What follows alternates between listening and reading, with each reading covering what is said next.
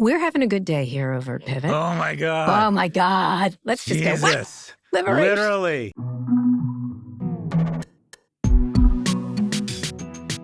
Hi, everyone. This is Pivot from New York Magazine and the Vox Media Podcast Network. I'm Kara Swisher. And I'm Scott Galloway. And it's Liberation Day. When I heard about these two, when I saw the tweet where basically the fastest 0 to you're a pedophile land speed record set from Elon Musk. Amazing. I got to be honest, the blood flow came back. Yeah, did it? The blood flow came back. I'm even hard. Oh my God. Oh my God. Mean girls except with old men. The first breakup of Pride. Oh my God. Let's explain what's happening here. Because listen, Trump-Elon bromance is officially over. Let's just say. They have broken up. This is like Housewives of New York, but times 20 on steroids.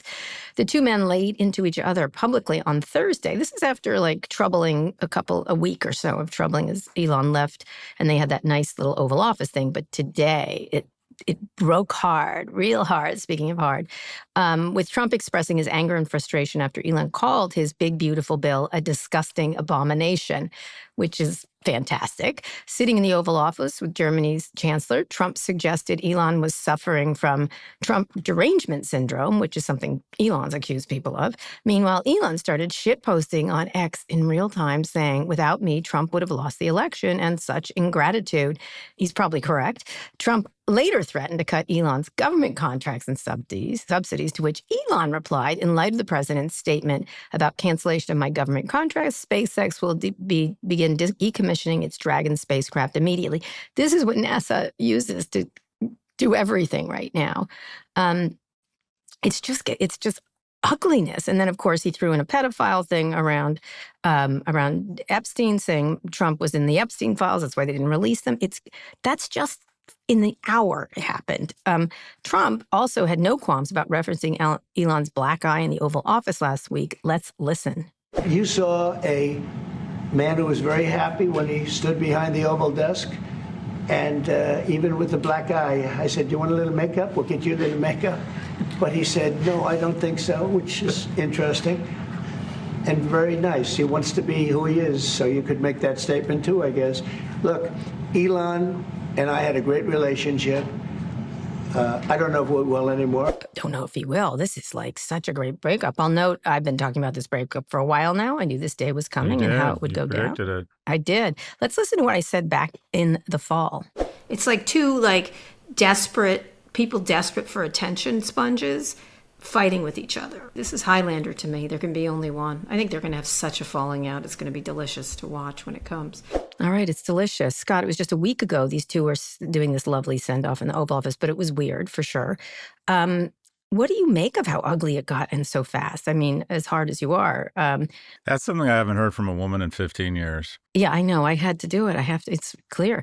Just a couple more. These two toddlers continue to throw shit at each other. Elon posted he was, as I said, dropping a really big bomb that Trump is in the Epstein files. He responded yes to a post about impeaching Trump and replacing with J.D. Vance. The girls are fighting is trending on X. I'm just going to read a couple more tweets. This is like Kendrick versus Drake, but with two Drakes. Ashley St. Clair, who just had Elon's baby, alleged baby. Hey, real Donald Trump, let me know if you need any breakup advice. Kanye West weighed in saying, bros, please know we love you both so much. Thanks, Kanye.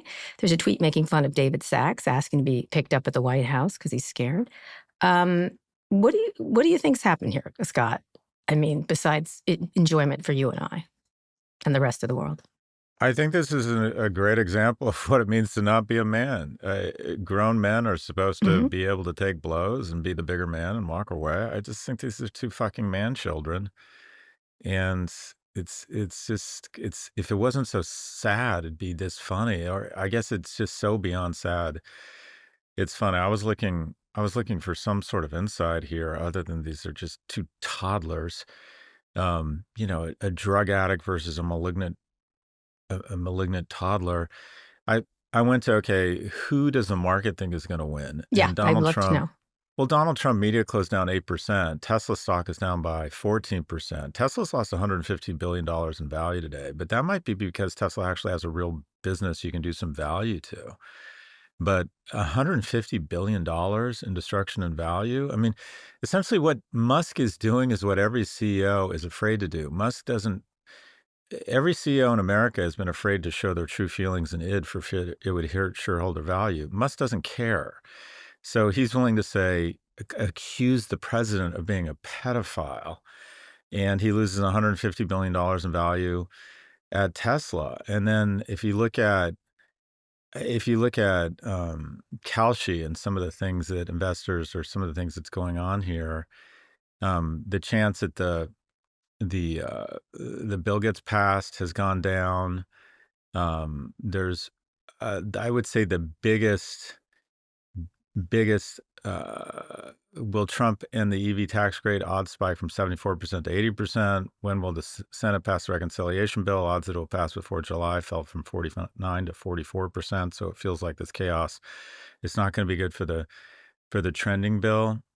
The most interesting thing I saw is that there's some talk that this might be the potential silver lining is it might shift Elon back to the middle. 2 hours ago, Musk tweeted a poll that's gotten over 2 million votes. He asked, is it time to create a new political party in America that actually represents the 80% in the middle? And 80% of respondents have said yes. But it really is sort of arguably the two most powerful men in the world squaring off in the high school cafeteria. What are your thoughts? So which one would I think look, Donald Trump is going to prevail because he's the president, right? Ultimately. Yeah, that's right. But I think it's finished for him. I think it's finished because Elon is willing to go nuclear. He really is. He doesn't have a problem with what you just said, interestingly enough, that CEOs all want to say this to Trump, right? They want to stop being pushed around. If he's doing it, it will give permission to everybody else to start pushing back on Trump, I think. Oh, I don't know, because I think every CEO looks at a 14% decline in the stock in one day and thinks, I don't control my board. I could get fired for this shit. I mean, Tesla shed $150 billion in value. But I mean, the idea that you can, if Elon's doing it, like especially ones that are, look, Jamie Dimon's been critical. I think it'll give people permission to be more critical of Trump and start to chip away at his power, because I've always thought that he's in real trouble because of the trends in the polling and everything else. And by 2026, it's finished for him.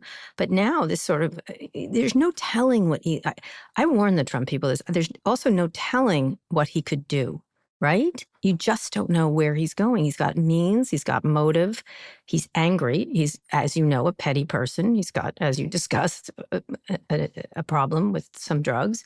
I think this guy could just go right off the rails and take Trump with him because he's so affiliated with Trump, if you think about it. And he's absolutely right. He helped, he was the critical part of getting Trump elected, I think. Yeah, he may have in fact got him elected. But the thing is, and you've been more right than wrong on this. You predicted a while ago that this was going to be the mother of all breakups at some point, and it's happening.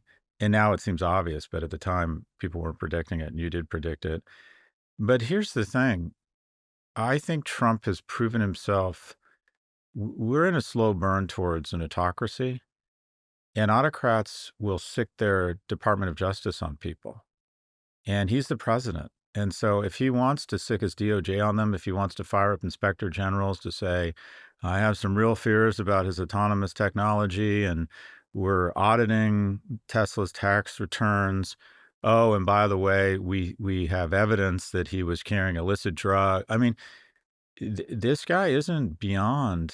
No, but now everything will be tainted, right? It's just, it'll be so obvious to people what he's doing.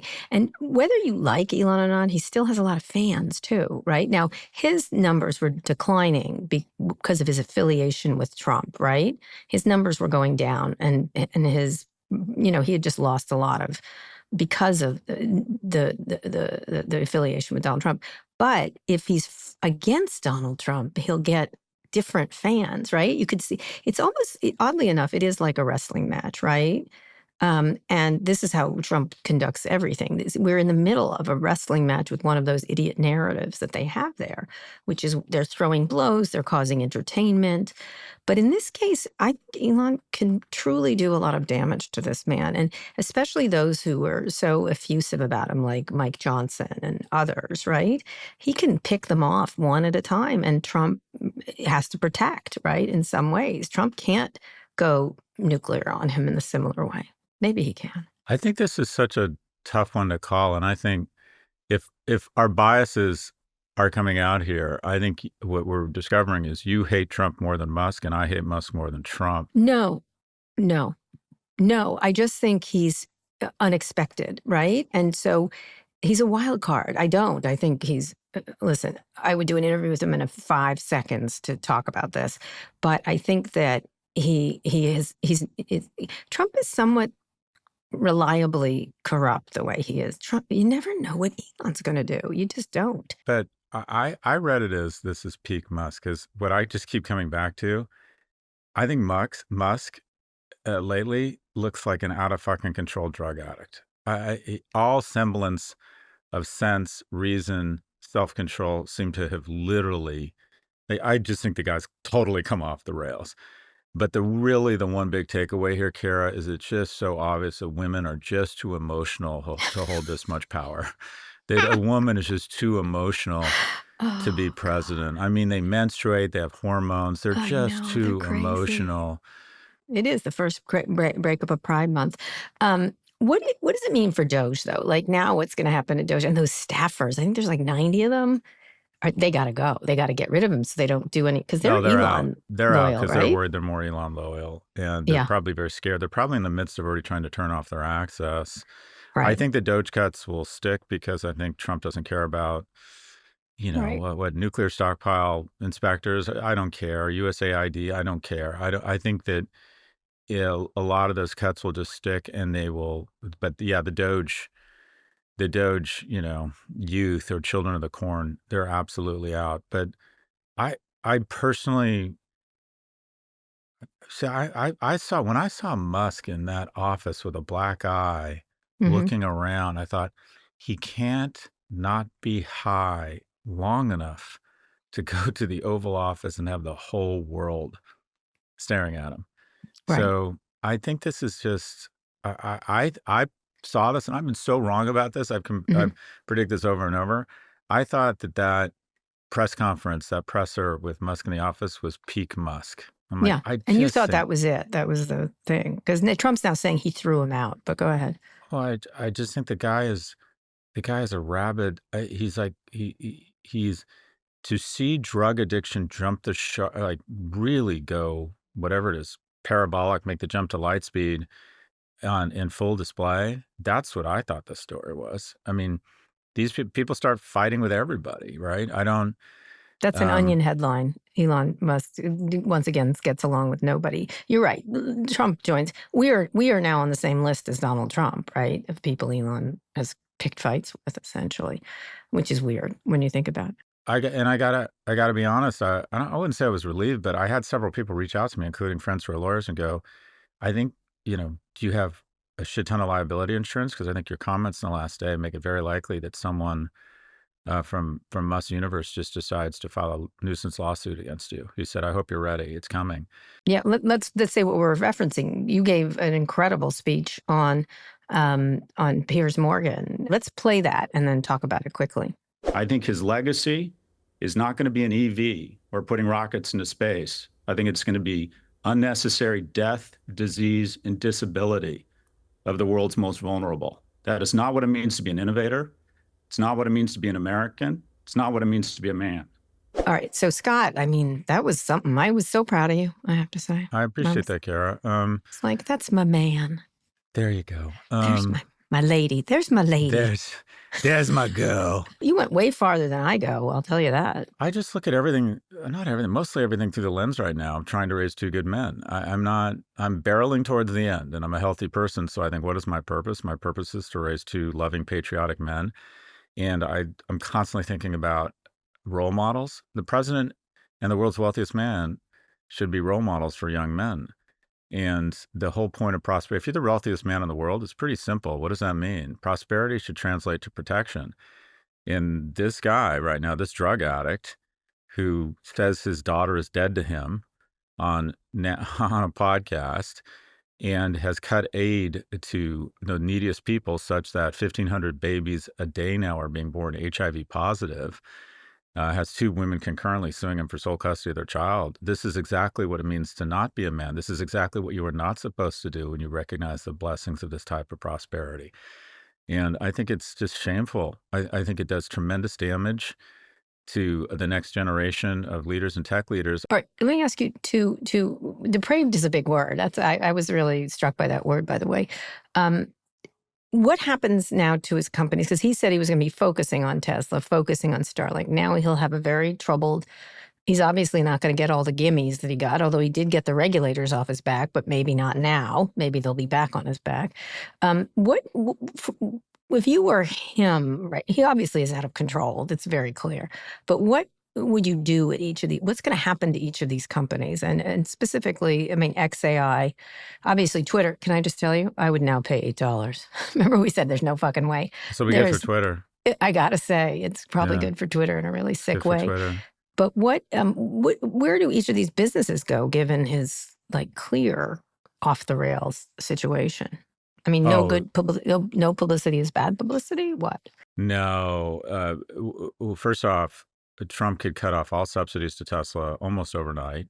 He could stick the DOJ on him. He could start a series of federal investigations. He could lean on governments to say, do not, if you engage in Starlink contracts or award contracts, whatever it is to Tesla, I'm going to be less inclined to negotiate with you on tariffs. This is an autocrat. And the whole democracies are run on trust. Autocracies are run on fear. And the way an autocracy evolves is you punish your enemies severely. You normalize violence against them. You use the DOJ and the power of the White House and to hurt that company and those individuals. This is absolutely could be terrible for Tesla. It could even be worse for Starlink because all of a sudden, basically, Trump could decide, I don't give a shit about communications technology on the battlefield in Ukraine. I'm going to make it. I'm going to tell the Joint Chiefs and the Department of Defense that they need to seize Starlink and take control of it because it's a security threat. Yeah. And what about for XAI? Oh, he's going to be left out of all that. That's like a good day for Sam Altman, presumably. I think that in the short run, as you said, Twitter gets a lot more attention. Everyone's going to be tuning into what he's saying. But when you Trump is going to basically decide, I need to beat this guy publicly now that they've gone to war with each other. And Trump has nuclear weapons, literally. Not that he's going to use them, but he has the Department of Justice, and he's not afraid to abuse the law and habeas corpus to go after people. I mean, I love the idea of ICE agents taking Elon Musk to South Africa. And I don't think that's going to happen, but it could. That was Bannon's. That was Steve Bannon's thing, yeah. Well, you couldn't. Trump is now an autocrat. He's now shown no fidelity to the law or due process. He's going after individuals. He's normalizing violence. I wouldn't put him past him. I would imagine he's already in a war room with his attorney general. Stephen Miller. That I would love. If I could be anywhere like a little fly, it would be between Stephen and Katie Miller. Pete Hegseth. Katie Miller works for Elon right now. The Secretary of Commerce, and just be saying, come up with a list of 10 things to fucking kick this guy in the nuts so hard he doesn't know what happened. I don't know, Scott. I gotta say, I think you believe you're betting on. I'm Musk not team here. Elon because I think he's. No, but you know what I mean. It's going to end badly for him. I think he's Howard Hughes. I'm sorry, I do, but this is not good Howard for Hughes Trump. is likable. Yeah, I know that's true. I think it's gonna. This is bad for. This is bad for both of them. Bad. They look bad. Look, this is when Iraq is in a war against Iran. You're hoping the bullets win. This is look. You're right. This makes them both look just childish and stupid. But if we're talking about who is exposed to greater risk here, President Trump has the CIA. I get it, but I think he's now absolutely going to lose control of Congress. Absolutely, no question. Now, what's the Democrats going to do? Just sit back and watch, I suspect, for a minute. Just shh. So today I address the Democratic young caucus, which is people under the age of 140. Actually, it's under the age of 50. A really exciting meeting. I got to meet Representative Crockett and some other people. And I was saying, they asked me for a bunch of ideas, and I said, right away, you need to come up with an alternative tax bill that positions you as the adults in the room. And I came up with a bunch of ideas. I immediately reached out to the person who organizes this caucus, and I said, I withdraw the comment based on what's happened today. Do abso-fucking-lutely nothing. Do not say a word. Do not do anything. You do not get in the way of your enemy shooting themselves in the foot. I'm like, let this control the news cycle. Don't do anything. Don't say anything. Don't do anything.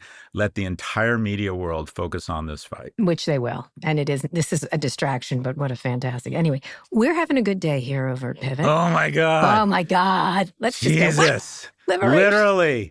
We shouldn't feel like this, but we do. We're like, oh my God. This is. What is this? Our Super Bowl? Usually in a half hour from now, we have a half bottle drink of Jack and a condom hanging out of my ass. This is about to be a good time, Kira. Oh my God. This is about Scott, to be a good time. Yep. Anyway, call me, Elon. I'm here for you. I'm a shoulder to cry on. SpaceX. So good. Happy to do an interview. So good. I was going to watch Friends and Neighbors tomorrow. No way. I'm watching this. Anyway, Scott, let's go on a quick break. There's a lot more to get to. But before we do, I just want to remind our lovely listeners that you can also watch us on YouTube. The link is in our show notes. If you're already watching, don't forget to like and subscribe.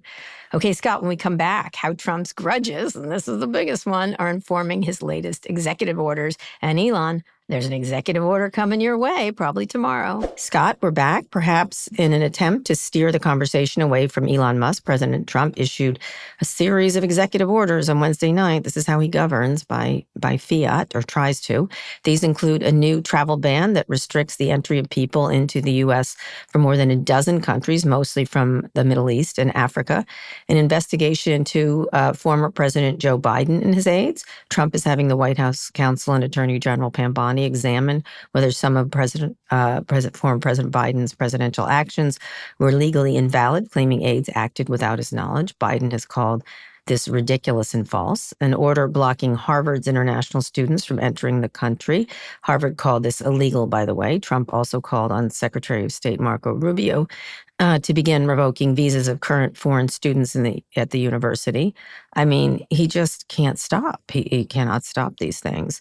And when it comes to tariffs, President Trump is still perfecting the art of the deal with China's President Xi.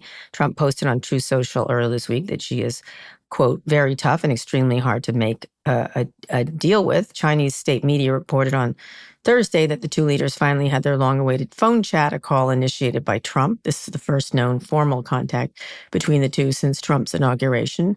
Trump has reportedly been obsessed with this Xi call, according to Politico, convinced he can hash things out. China has leverage. It halted exports of rare earth magnets in April as the trade war was escalating.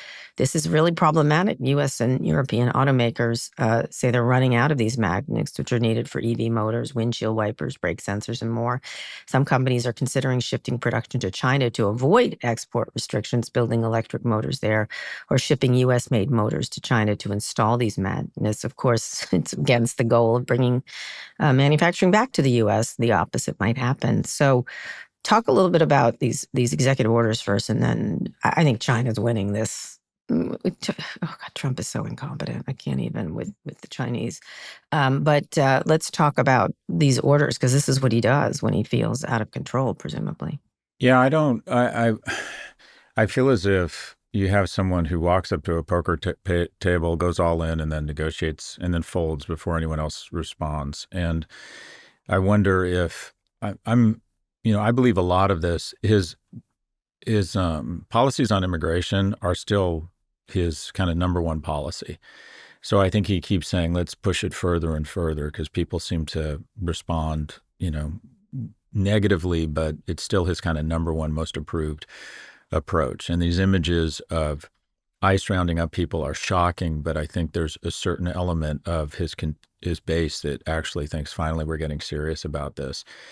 I agree with you. I think China holds all the cards here, because while the tariffs they've done math, but what they haven't calculated was what does the math actually mean on the other side of the equation? And that is, well, we can probably hurt the Chinese economy more than ours. China is an export economy. It doesn't have the same level of internal consumption that we have. Only 17% of our GDP is based on exports. So we're actually quite a self-sufficient society, despite all the calls that, we need to reshore everything. We're actually more self-sufficient across energy, even manufacturing, than people believe. But what they've failed to take into account is our pain thresholds. And that is, unless you're going to, so for example, let's look at Europe. Europe is wringing its hands over what to do with Ukraine. I mean, they're supportive of the Ukrainian army. They've given money. They've actually given more money than us, but they would never, I don't think they would consider putting a boot on the ground. Meanwhile, Putin continues to call up more people despite coming up on 1 million young men either killed or wounded. I mean, so when you're calculating the calculus, you would think, well, okay, the EU has a $19 trillion economy. The Russian economy is $2 trillion. It has triple the population. We should be able to kick their ass in a war. But they're not taking into account the pain thresholds of the respective parties. And that's what I think we're missing, or Trump is missing, with respect to negotiating with Xi. She's not afraid to put 3, 5, 10 million Chinese out of work. He's not afraid. We let our thoroughbreds run. We are so obsessed with the stock market and any hit to prosperity. We're worried that Americans are going to revolt. She's not afraid to put companies out of business, even if it means a decline or a massive loss in capital. So I think he's vastly underestimated. The bottom line is, I just don't think she scares this easily. And I think they're having a lot of productive conversations with nations and trade agreements that they didn't think were possible just 100 days ago. So I agree with you. I think she has all the cards here. He does. I mean, Trump is so badly playing this. And one of these orders, and I know you have talked about them as a distraction, whether it's the Biden one or the travel bans or the students blocking Harvard's international students from entering the country, they still create all kinds of havoc in terms of whatever it happens. Like, even if ultimately they get pushed back, you have to spend time getting a lawyer. You have to spend time doing the fight. You have to spend time.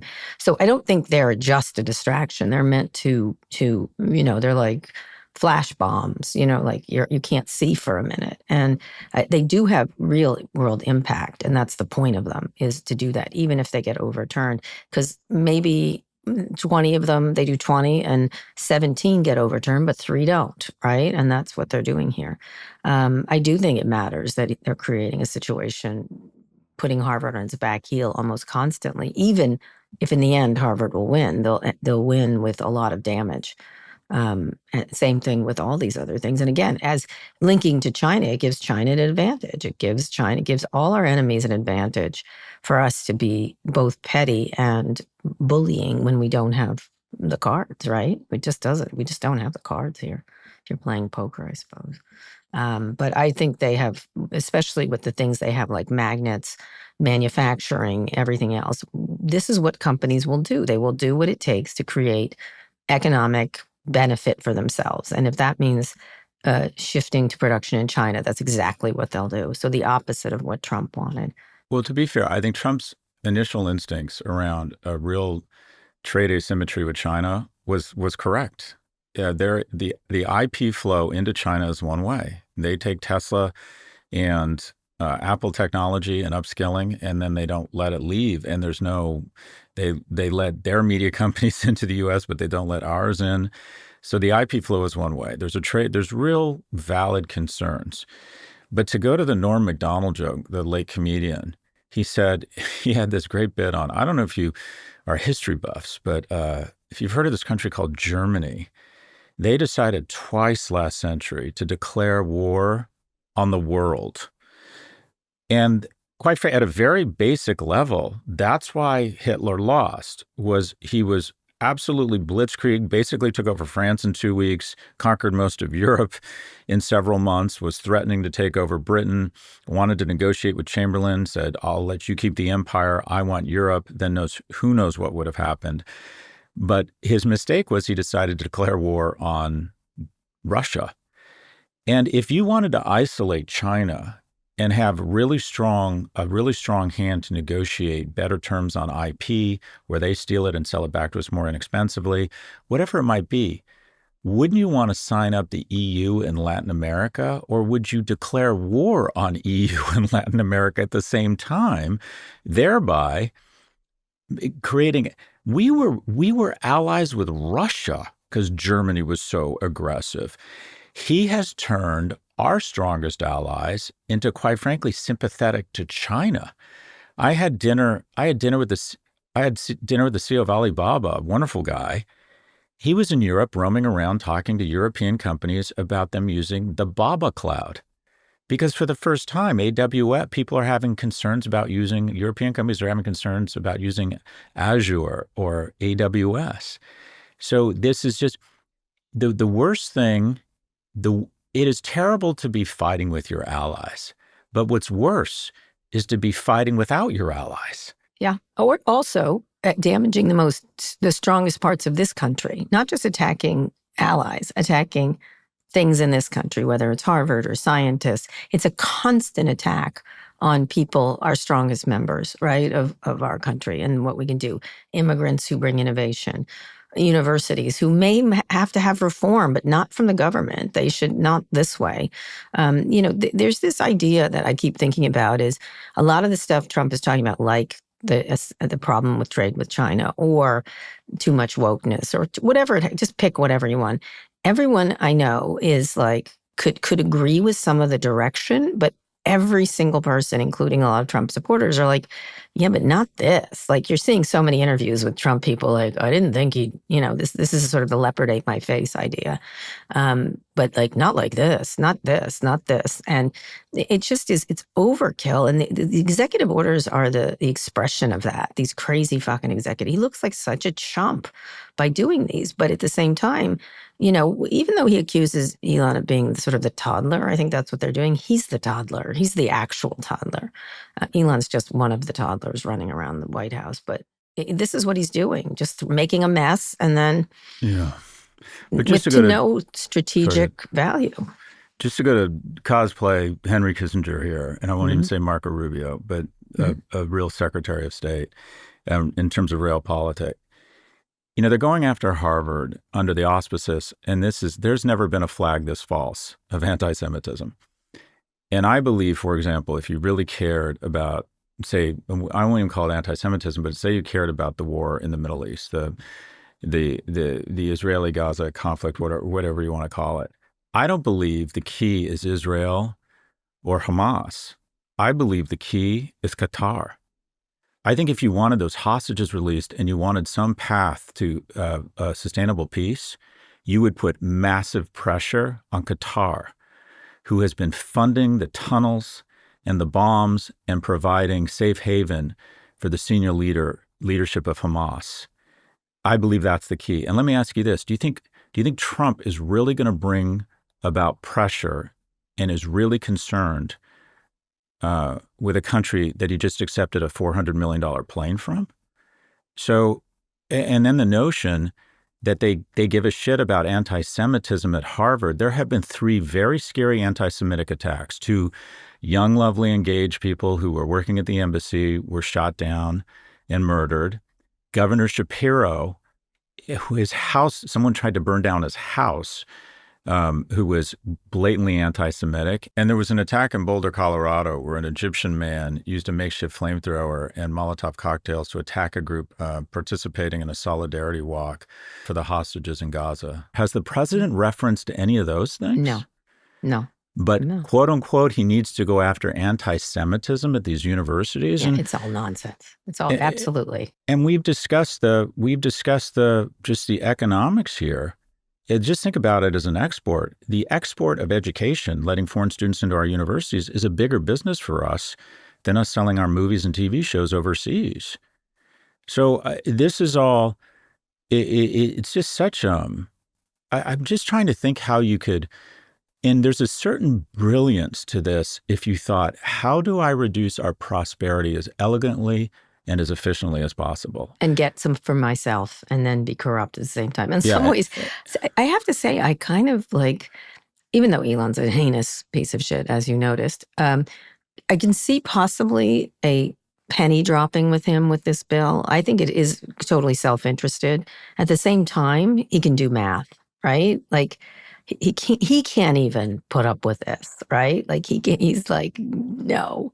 Ultimately, a lot of business people in this country, even if you're as unhinged as Elon, are globalists, right? Like, if you want to use that term, even though it has negative connotations, they live in a global world. These are companies in the United States, and Trump is systematically ruining their chances across. Anyway, we have to go on a quick break. When we come back, the next name on Trump's naughty list, Jerome Powell. Scott, we're back with more news. President Trump is lashing out at Fed Chair Jerome Powell, urging him to cut interest rates following the release of the ADP jobs reports. The report shows private payrolls ticking up by only 37,000 when the Dow Jones forecasted 110,000. The president posted on True Social calling the Fed chair too late, Powell, and unbelievable. Trump and Powell met at the White House last week, but the conversation was reportedly confrontational, you think. He wanted to push him out. He may try to do that. I don't think he's allowed. Again, create chaos, try to do something that's potentially illegal, but who cares? How do you imagine this is going to end? He's going to try to push him out, or that maybe he can't sustain the energy to do so, and he'll move on to his next ridiculous executive order. Yeah, I don't think he can. I don't think Chairman Powell, Chair Powell stared America in the face. He stared senators on the right side and on the left side, everyone from Elizabeth Warren to Ted Cruz, who were calling for interest rate cuts, and said, no, inflation is the enemy here, and we are going to fight inflation. And he tamped down inflation by raising interest rates at the greatest escalation over a 15-month period in history.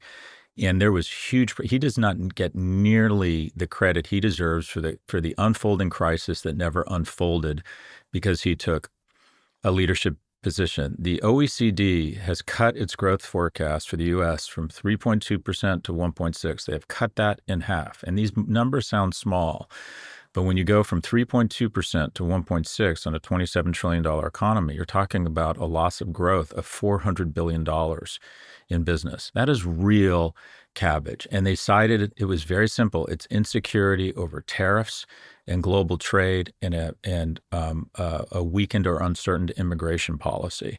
So we have growth coming down, and they're also predicting that inflation is beginning to spike.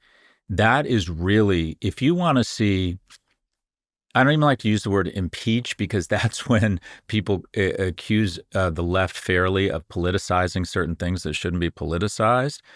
But if you could imagine a scenario where Trump was impeached, I don't think it would be corruption. I would think if all of a sudden, and there's a scenario here where inflation goes rampant, absolutely rampant, and Powell is just not going to participate in that. And you're already seeing an uptick in inflation. You're seeing some job destruction, although I don't know if that's at the hands of AI. I think it's too early to tell what's going on. If you look at the market right now, to be fair, and I've been surprised by this, the market is only about 3% off of all-time highs. It's had one of its best Mays in the last several years. Now, a few things are going on. One, either the economy has decided or the market has decided, Trump's policies are not that bad. Maybe they're not as bad as everybody says. Or people have decided he's not serious. None of this is going to hold. The courts are going to slap all of this away. It's all a giant fucking distraction, and he always chickens out. Or they've said, you know what, at the end of the day, the headline news around the shit going on at a government level isn't as important as we think, that the American economy is so incredible, it just kind of grinds on.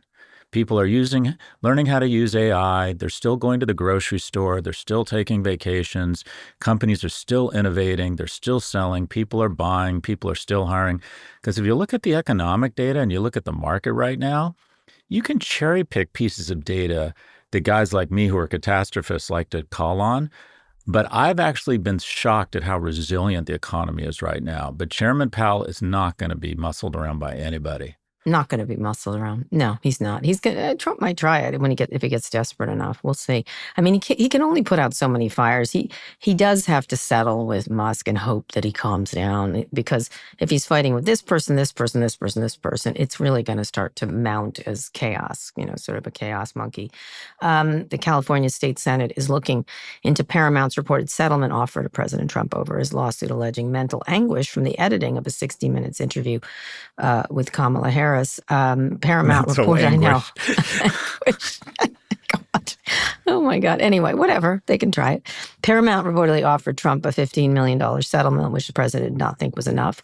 California Democrats expressed concern that the offer, which comes as the company hopes for a merger approval from the administration, raises bribery questions. A letter sent to former CBS News officials also mentions concern about the implications for journalism and integrity of corporate governance. Former 60 Minutes EP and the former CEO of CBS News have been invited to testify voluntarily. They left after not agreeing with Sherry Redstone about what she was doing. It's interesting. She's in a real jam. As a quick note, just another media company is in a real jam over at Warner Brothers Discovery. Shareholders rejected a pay package for CEO David Zaslav that would have given him a 4% raise, upping his pay to $51.9 million. Warner Brothers Discovery has seen its revenue decline 10% in the last year, and his stock is quite off from when the merger happened. But talk a little bit about this case, because I think this is really, because they are in a bind, because if they do this settlement, they're going to get bribery allegations eventually. I mean, the whole thing. And of course, the Trump administration, the coin-op Trump administration, would like some vig for whatever, in whatever way it happens to be, for approving this. They've completely corrupted the process, even, the whole process of merger approval. And they have willing supplicants at the FTC and the FCC to do this. Well, first off, regarding Trump's claimed anguish and mental health struggles, I don't think that's anything to joke about. And my advice for him is the way I approach mental health is the same way I approach sex, and that is I always come first. He's back. Take that, Mr. Wonderful. Why didn't you tell that joke on Piers Morgan? Take that. What do you think of this? Is a really interesting problem for this company. This perfectly embodies the fulcrum or the tension that is happening across corporate America right now. And that is the easiest thing to do is to stay out of his crosshairs and not be the subject of some crazy punitive one-off tariff that takes your stock down, and your shareholders and your board say, boss, couldn't you just kept quiet or stayed out of his way? And Sherry is sitting on a melting ice cube. She was worth $20 billion 2 years ago. Last year, she was worth $10 billion. Now she's worth $4 billion. And if she doesn't sell this thing to some billionaire who wants to go to the Academy Awards soon, she's going to be worth $2 billion. So her attitude is fine, 60 Minutes. It's great to be a fucking purist, but I don't want to be the one that took my father's legacy and turned it from 20 billion into 2 to 1. She just wants her money. So paying this guy $10 million, the idea of the lack of integrity or fidelity to journalistic or First Amendment clauses, she's like, well, it sucks to be a grown-up. Money's more important to me. That's the same calculus that Bob Iger made. That's the same calculus that Paul Weiss made when they decided to bend a knee and do pro bono work for Trump-related causes. And unfortunately, the line of people waiting to ignore any fidelity to American values or the Constitution or the rights of free speech, the line of people in the Fortune 500 that is willing to enter that room, there is no line. No one's done it. I can't think of anyone. I want to salute Harvard. President Carter has stood up and said no. Columbia tried to deal with him. Columbia's gotten a lot of shit for it, but the reality is Columbia thought they could say, okay, maybe we can make some consolations here and move on. And then they came back with sort of this mind control and thought control, and they've given up. Harvard didn't even go there. Harvard's saying, no, the reason we have so much money, also Harvard has a lot of powerful people, but the list of the names of corporate CEOs who have just overtly, explicitly stood up and said, no, there is no one. I mean, maybe the guy at Costco who talked about DEI, but no one has stood up and said, what's going on here is anti-American. And their shareholder fiduciary hat kicks in and goes, just cut him a check for $10 million and sell this bag of shit called Paramount that's declining every fucking day. Your thoughts? I think that I think she's doing untold damage to the brand, whatever's left of it, right? I think she's literally selling the seed corn, and I don't know if she has a choice, but on the other end, she's going to get a bribery. Eventually, the Democrats will be back in power, and she will face that, right? And I don't think she's going to get out of this. I think she's in a jam of beyond jams. So whatever choice she makes is a bad one, like every single choice. And what's interesting is the new owners, if they really think this is a good idea, I can't imagine they have a tainted fruit, right? They have a poison fruit here because all these reporters are going to be now more difficult than ever. You have a brand, maybe that brand should end. I don't know if 60 Minutes should end. That's up to their owners. But they certainly are trading away any kind of credibility. There's no good answer here for these people. I mean, and you're right. It doesn't matter really because these media companies are worth less and less every year unless they make significant changes. So I guess a new owner might try something fresh, the new owners with lots of money. So any way you get there is a good way. But it definitely is disappointing on every level. And as to Warner Brothers Discovery, it's just not, he's making a lot of money and the company's still struggling to figure out which way to go. I would assume a lot of mergers here, presumably, correct? I mean, I don't know. Oh, there's got to be huge consolidation. And I said Warner Brothers board is the worst board in America. They've managed to destroy so much, 2/3 of shareholder value. Their debt just got downgraded to junk, and yet the compensation committee at this board has decided to pay David Zaslav $333 million. I mean, that's just... Well, they're doing that because it's based on the cutting of the debt, right? Is that correct? Well, that's why I'm sure that's how they rationalized it, but No, it is. Bill Cohen wrote a good piece about it. Okay, but fine. And the tail will always wag the dog here. If that's the case, they should fire the guy because it just is an affront to shareholders to be paying someone $1/3 billion when shareholders have lost 2/3 of their value. I don't care what your compensation package was. You either say, boss, we need to revisit your compensation package, or we're going to have to make a change in leadership. But just going back to Sherry Redstone, I'm not a lawyer, but I don't see how she can be found guilty of saying, look, the president we settle cases out of court all the time because we decide that they're a nuisance and it's worth it just to move on with our business. And that's what we did here. So I think some of this notion that it's a quote unquote bribe is a little bit of left-wing posturing. I don't think there's a legal case against her. CEOs pay off lawsuits all the time to just move on. But going back... Can I just make a point on that? They're still going to come at her.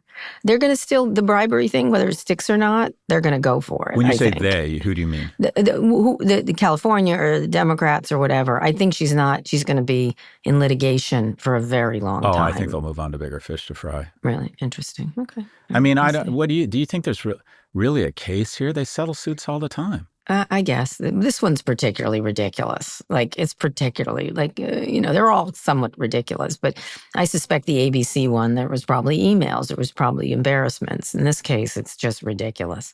And with these executives quitting, it's just not a good look. The whole thing it brings down a brand unnecessarily. And I get they have to make weird contortions because of Trump, but they're looking particularly bad in the way they're behaving, it seems. But if you look at all the points of light here, or the path to an autocracy or fascism or a kleptocracy, pick your favorite, oppressive form of government, it's try and put a chill on the press, right? Now that's clear. And then the most recent one, let's try and normalize political violence against our adversaries. I don't know if you saw most recently, but Trump is talking about pardoning the people who plotted the kidnapping of Governor Whitmer. Talked about that. And let's just remind people, these quote unquote people who he says were railroaded, they set up a shooting room to practice the extraction. They had maps of the bridge to figure out how to sequester her from her security detail. So how do you move to an autocracy? You use political power to enrich yourself. You reward your enemies.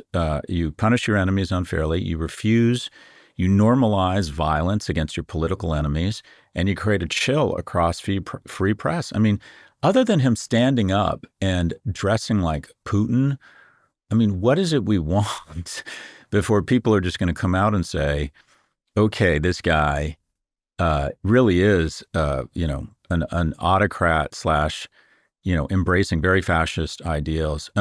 By the way, just back to mental health, I found out that, I don't know if you knew this, but I've been participating over the last 30 years in this study on the relationship between sex and mental health. And I'm so depressed, Kara, I found out that I've been part of the control group.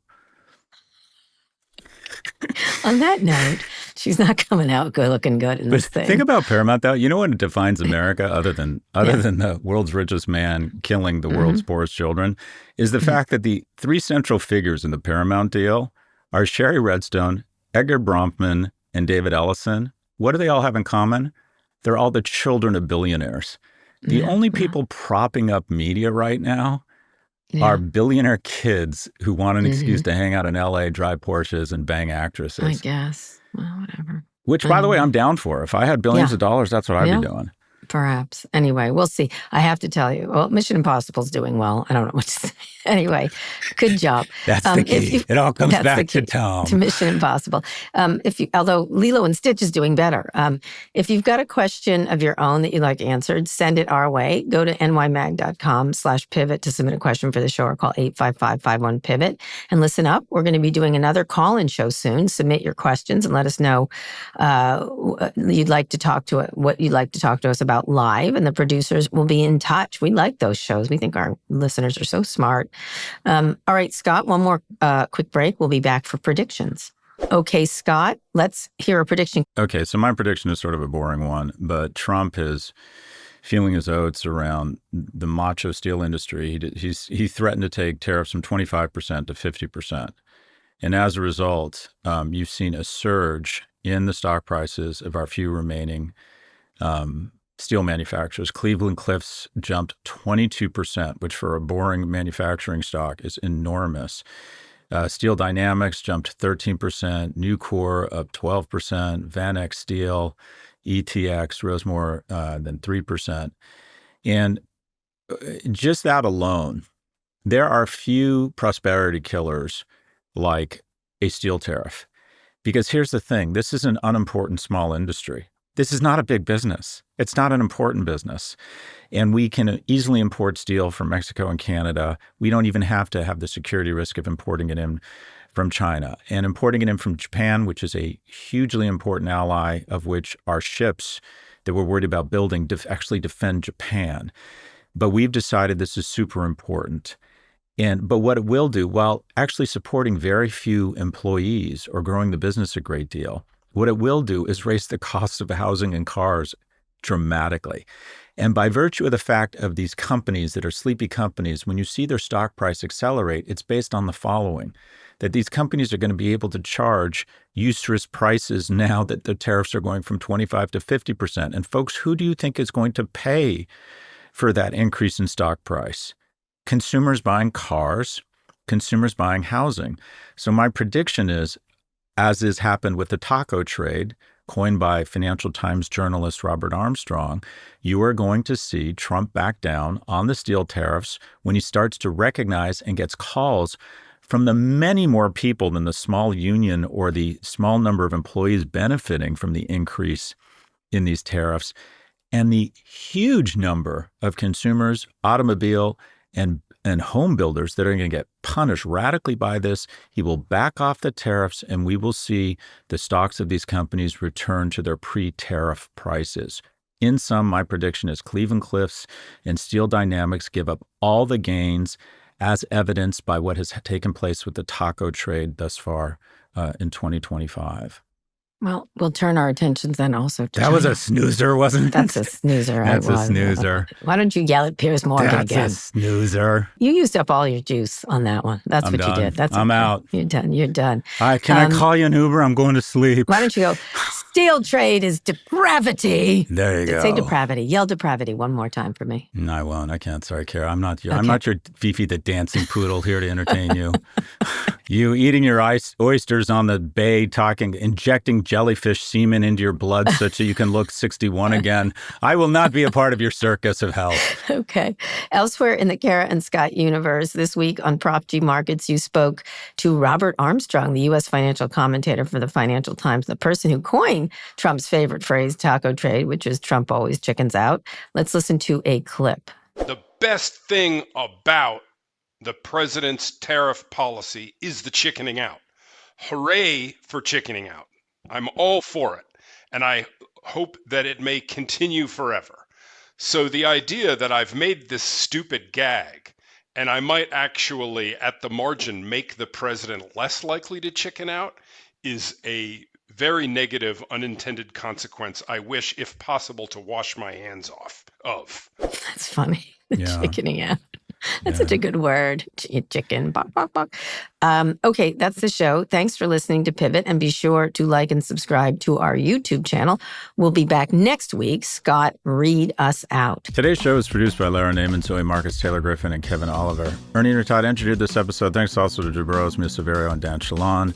Yashak Kurwa is Vox Media's executive producer of podcasts. Make sure to follow Pivot on your favorite podcast platform. Thanks for listening to Pivot from New York Magazine and Vox Media. You can subscribe to the magazine at nymag.com/pod. We'll be back next week for another breakdown of all things tech and business. Kara, have a good weekend. I'm rooting for the Bullets.